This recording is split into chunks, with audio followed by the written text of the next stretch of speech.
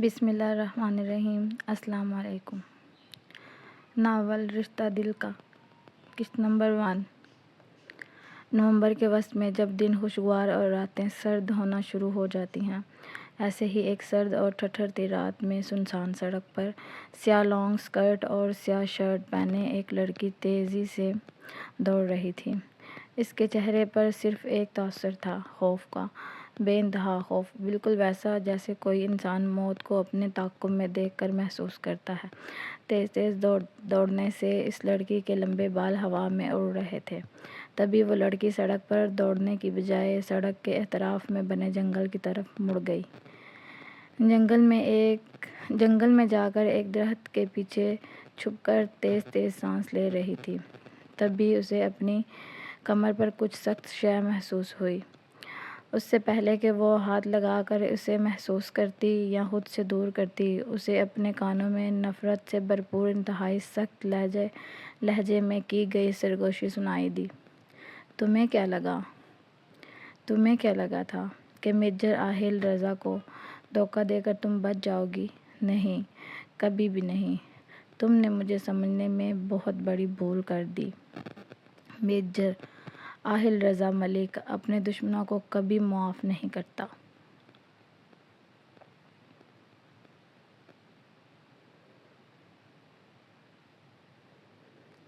نہیں آہل، پلیز مجھے معاف کر دو، پلیز مجھے بخش دو۔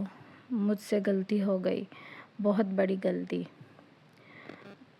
پلیز میری جان بخش دو، لڑکی نے روتے ہوئے کہا۔ آنسو لگاتار اس کی آنکھوں سے بہہ رہے تھے۔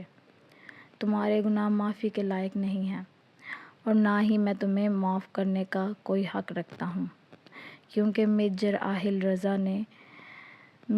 آہل رضا ملک اپنے دشمنوں کو کبھی معاف کرنا سیکھا ہی نہیں۔ وہ انہیں ایک ہی جگہ پہنچاتا ہے، جہنم میں۔ پلیز آہل، رحم کرو مجھ پر۔ میں وعدہ کرتی ہوں کسی کو کچھ نہیں بتاؤں گی۔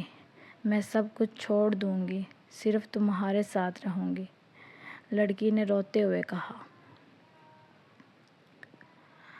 مجھ سے رحم کی بھیک مانگ کر ایک بار پھر سے تم مجھے سمجھنے میں غلطی کر رہی ہو، کیونکہ میجر آہل رضا ملک اپنے غداروں کو موت سے کم سزا نہیں دیتا، اور تمہیں تو معاف کرنے کا سوال ہی پیدا نہیں ہوتا۔ تم نے صرف ملک سے غداری ہی نہیں کی، بلکہ میرے ساتھ بے وفائی کی، میرے ساتھ محبت اور مظلومیت کا کھیل کھیلا، شادی جیسے مقدس رشتے کا مذاق بنایا، میری نسل کو دنیا میں آنے سے پہلے ختم کرنے کی کوشش کی، دشمن کا ساتھ دیتی رہی۔ تمہیں معاف کرنے کا سوال ہی پیدا نہیں ہوتا۔ نہیں، تم ایسا نہیں کر سکتے۔ پلیز ہمارے بچے کے لیے مجھے بخش دو، پلیز۔ وہ بہت چھوٹا ہے، صرف 10 دنوں کا، اسے ماں کی ضرورت ہے، لڑکی نے ایک بار پھر ہاتھ جوڑتے ہوئے منت کی۔ وہ ایک فوجی کا بیٹا ہے، جسے غداروں کی ضرورت بالکل بھی نہیں ہے۔ یہ کہتے ہوئے میجر آہل نے پسٹل کی نوک لڑکی کے ماتھے پر ٹکا دی اور اس کی خوف سے پھیلی آنکھوں میں دیکھتے ہوئے کہا، میرے بیٹے کو میرے خلاف استعمال کرنے کی کوشش کر کے تم نے بہت بڑی غلطی کی۔ آج اگر میں ٹھیک وقت پر نہ آتا تو تم تو اسے اپنے ساتھیوں کے حوالے کرنے والی تھی۔ میری فیملی کو ٹارگٹ کرنے کی سزا موت سے کم نہیں ہو سکتی۔ یہ کہتے ہی جنگل میں یکے بعد دیگر کئی فائر ہوئے۔ وہ لڑکی بے جان ہو کر نیچے گر گئی۔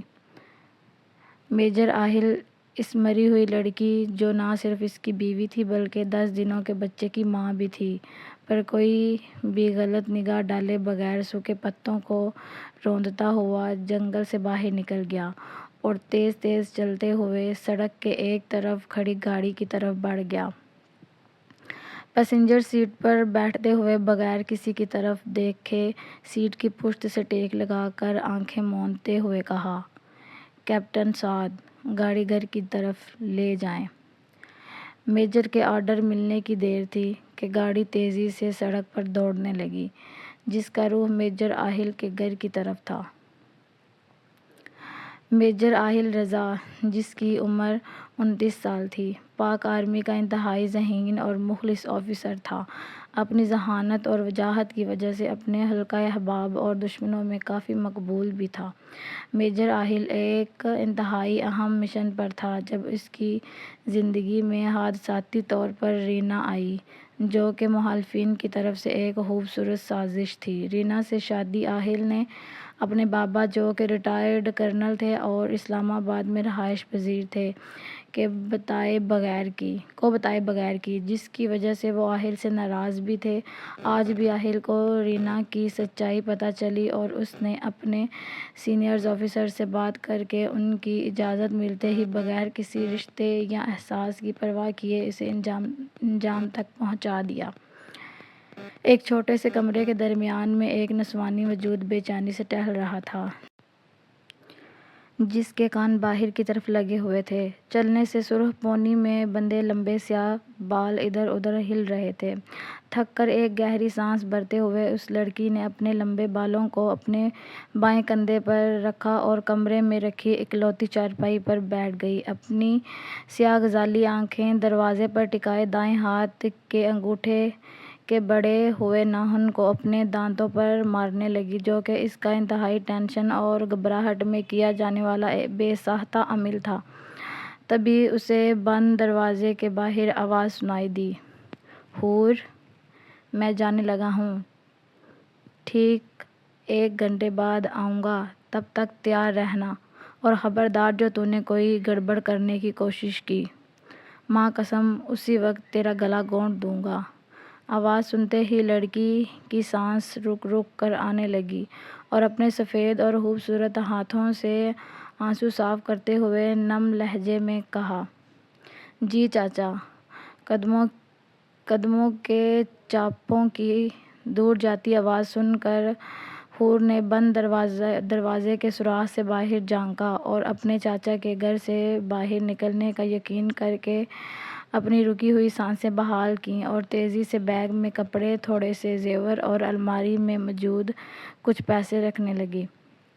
اس لڑکی کا نام حوریہ عثمان ہے، جو کہ اس گھر میں اپنی ماں اور سوتیلے چچا، جو کہ اس کا سوتیلا باپ بھی ہے، ان کے ساتھ رہتی ہے۔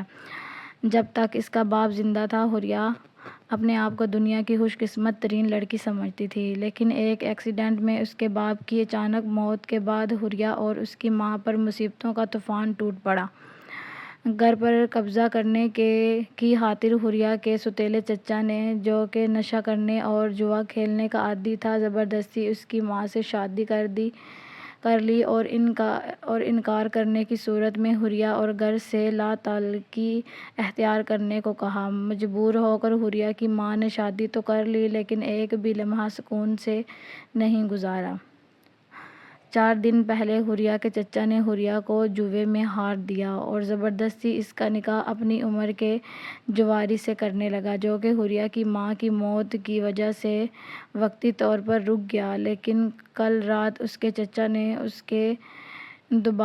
کو دوبارہ اس کے نکاح کی جان لیوا خبر سنائی۔ حوریہ نے نکاح سے بچنے کے لیے گھر سے بھاگ جانے کا فیصلہ کیا اور اب وہ اپنے چچا کے گھر سے نکلنے کا بے صبری سے انتظار کر رہی تھی۔ بیگ اٹھا کر اور بڑی سی سیاہ چادر سے منہ ڈھانپ کر گھر سے باہر نکل گئی۔ جیسے ہی حوریہ سڑک پر آئی اور سڑک کے کنارے پر کھڑے رکشے کی طرف بڑھنے لگی، سامنے سے اپنے چچا کو آتے دیکھ کر پریشان ہو گئی، جو نہ صرف اسے گھر سے بھاگتے ہوئے دیکھ چکا تھا بلکہ تیزی سے اس کی طرف بڑھ بھی رہا تھا۔